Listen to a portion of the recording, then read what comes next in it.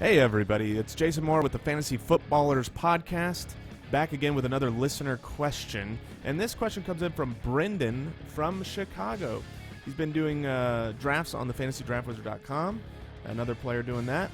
And his issue is about drafting players with the same bye weeks. Is that a problem?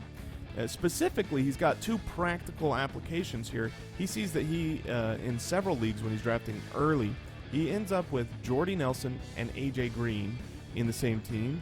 And also, similarly, he can end up with Eddie Lacy and Jeremy Hill on the same team. All four of those guys have their bye week in bye week 7 this year.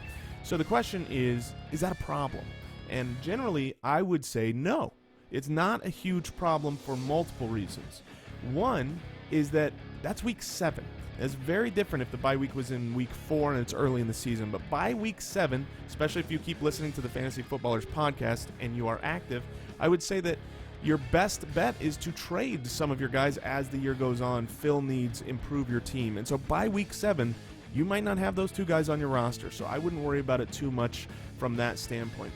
Another reason that it's not hugely important is because you want to draft the best players available. And if you have to sacrifice a week later or just find a good waiver wire pickup to fill in, if you have drafted the best players, generally speaking, you're still going to be able to win some games even on those bye weeks.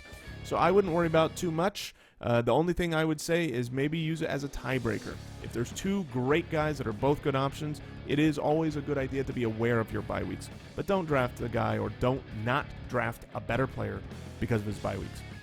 If you have a question to ask yourself, go on to thefantasyfootballers.com, click submit a question, and we can answer that question either on YouTube here, in email, or on the podcast itself.